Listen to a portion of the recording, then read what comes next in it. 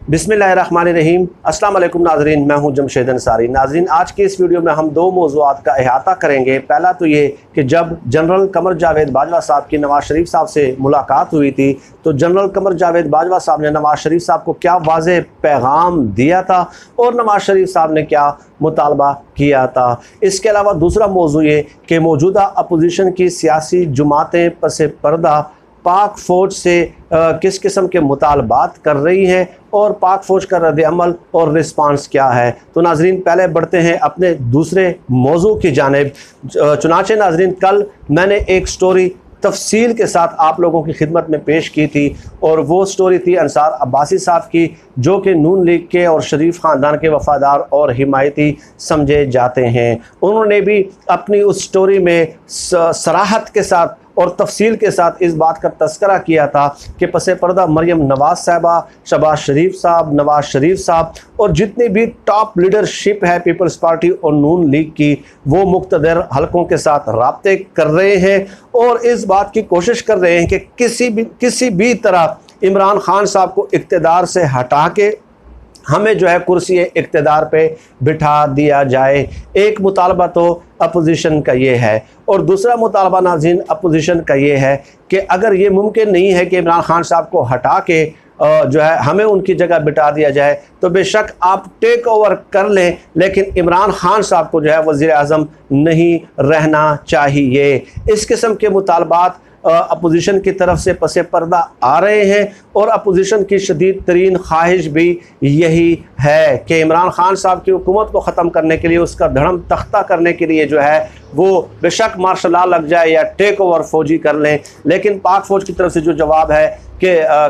कतई तौर पे ये चीज़ मुमकिन ही नहीं है। हुकूमत ने अपनी आइनी मुद्दत जो है वो 5 साल आइनी मुद्दत जो है, जो अवाम ने उनको इक़्तिदार दिया है, इक़्तिदार सौंपा है और अवाम ने उनको इख्तियार दिया है, तो वो पूरी होगी। तो पाक फ़ौज की तरफ से तो साफ इनकार आ गया, इन सियासतदानों को साफ जवाब मिल गया है। लेकिन नाज़रीन, पाकिस्तान के अगर आप पूरी तारीख़ पे नज़र दौड़ा दें, पूरी तारीख़ पे ये जो सियासी जमातें हैं ये किस कदर होशियारी, मकारी, चालाकी और अयारी से काम लेती हैं कि हमेशा पाकिस्तान की सियासी तारीख़ में ये हुआ है कि जब भी इलेक्शन हुए हैं और कोई पार्टी बरसरे इक़्तिदार नहीं आई तो उन्होंने पसे पर्दा खुफिया राब्ते किए मुक़्तदर हलकों के साथ और ऐसे हालात सियासी तौर पे बनाने की कोशिश की है कि फ़ौज को किसी न किसी तरीके से इन्वॉल्व कर दिया जाए। चुनाचे आप देख लें कि नवाज शरीफ साहब के ख़िलाफ़ जब नवाबज़ादा नसरुल्लाह खान साहब एक तहरीक की क़यादत कर रहे थे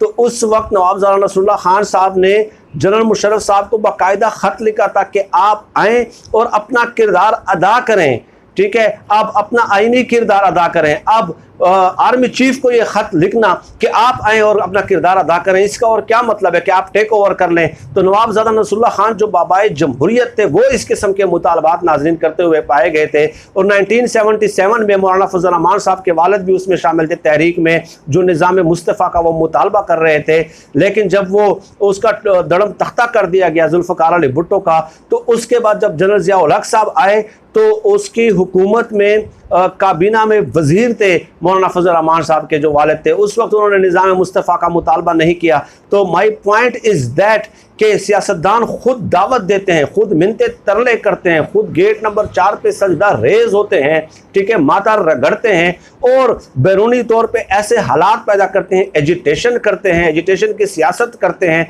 कि फ़ौज को मुदाखलत करनी पड़े और जब फ़ौज उनके कहने पे, उनके मिन्नतें तरलों पे, उनके मुज़ाकराती अमल का हिस्सा बनते हैं और मामलात को सुलझाने की और हल करने की कोशिश करते हैं, तो फिर यही सियासतदान जो है वो फ़ौज को बुरा भला कहना शुरू हो जाते हैं। और दूसरा मौजू नाजरीन ये है कि एक सीनियर सहाफ़ी ने यह ख़बर ब्रेक की है और मैंने अपने ज़राए से भी इसकी तस्दीक की है और कन्फर्मेशन ली है। वो ये कि जनरल कमर जावेद बाजवा साहब, जनरल राहील शरीफ साहब, नवाज शरीफ साहब की मुलाकात होती है और इस मुलाकात में जनरल कमर जावेद बाजवा साहब, जनरल राहील शरीफ साहब नवाज शरीफ साहब को यकीन दहानी कराते हैं, उनके साथ कमिटमेंट करते हैं, उनसे कमिट करते हैं कि आप आज़ादाना तौर पर अपनी हुकूमत जारी रखें, हमारी तरफ से किसी किस्म की कोई मुदाखलत नहीं होगी। हाँ, हाँ, मगर ये कि नेशनल इंटरेस्ट का ख्याल रखना है और मुल्की या रियासती सिक्योरिटी के खिलाफ जो इकदाम होंगे या जो फैसले होंगे वो कतई तौर पे एक्सेप्टेबल नहीं होंगे। ये भी दोनों टॉप हाई ऑफिशियल्स ने क्लियर कर दिया था। और उसके बाद नवाज शरीफ साहब ने डॉन लीक्स पे एनआरओ भी तलब कर लिया था उसी मुलाकात में। अब जब दोनों हजरात ने, टॉप हाई ऑफिशियल्स ने ये क्लियर कर दिया कि मुल्की या सिक्योरिटी मामलात के हवाले से जो भी इकदाम या फैसला या जो बयान होगा वो काबिल कबूल नहीं होगा, तो उसके बाद नवाज शरीफ साहब का डॉन लीक्स पे एनआरओ तलब करना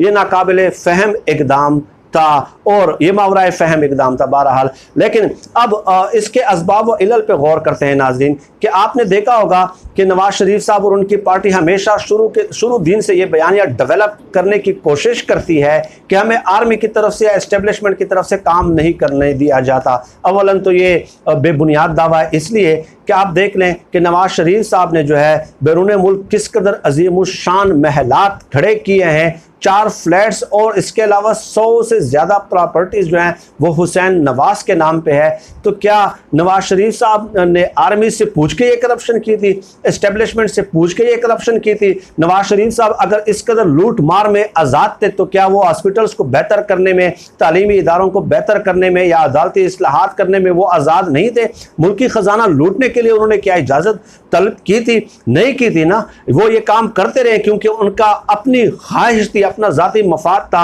लेकिन वो दूसरे काम जो इदारा जाती इस्लाहात है वो नवाज शरीफ साहब ने नहीं किए क्योंकि उन्होंने करने ही नहीं थे, उसमें उनका नुकसान था। लेकिन वो फौज देते हैं, वो इल्ज़ाम देते हैं आर्मी को और एस्टेब्लिशमेंट को। और दूसरी बात यह है कि नाज़रीन, जनरल कमर जावेद बाजवा साहब का और राहिल शरीफ साहब का ये कहना कि मुल्क की सिक्योरिटी के खिलाफ या पाकिस्तान के मफाद के खिलाफ कोई फैसला काबिल कबूल नहीं होगा, इसका मतलब ये भी है कि आप देख लें कि नवाज शरीफ साहब के दौर में भारतीयों की एक्टिविटीज़ बहुत ज़्यादा बढ़ गई थी। चुनांचे आप देख लें कि सज्जन जिंदाल जो है वो मरी आते हैं, जो कि भारत के एक बिजनेस टाइकून है और वो सिटिंग प्राइम मिनिस्टर और चीफ मिनिस्टर के साथ और शरीफ खानदान के तमाम आला ओहदेदारों के साथ मरी में मुलाकात करते हैं।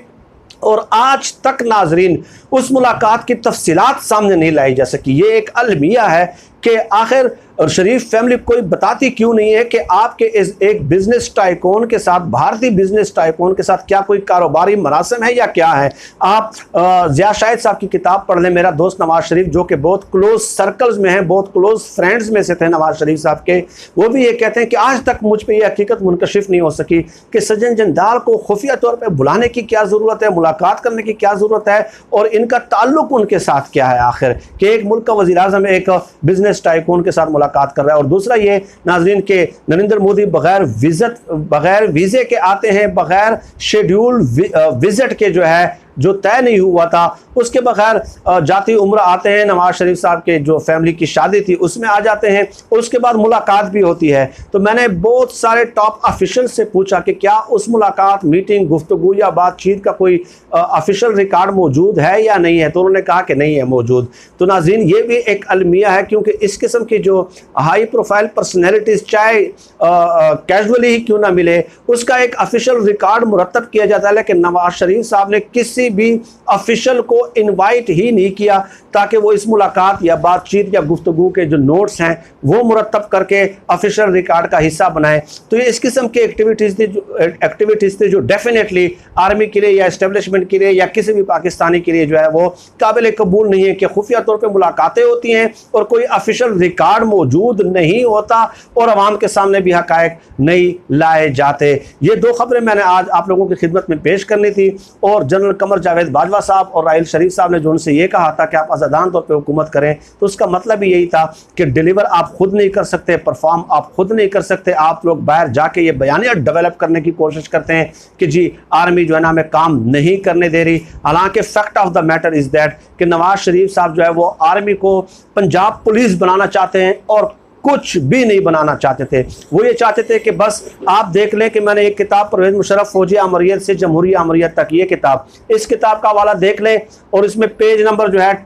29 पे आप देख लें कि जनरल ज़ियाउद्दीन भट्ट को नवाज शरीफ साहब ने आर्मी चीफ पता है कैसे बनाया। एक आर्मी चीफ को परवेज़ मुशर्रफ को उन्होंने हवा में बर्खास्त कर दिया फिजा में, और दूसरे आर्मी चीफ ज़ियाउद्दीन भट्ट की जो वर्दी है उसके ऊपर जो बैजेस लगाए वो अपने प्रिंसिपल जो मिलिट्री सेक्रेटरी थे जावेद मलिक, उनकी वर्दी से कैंची से उतार के और कैंची से जनरल ज़ियाउद्दीन भट्ट के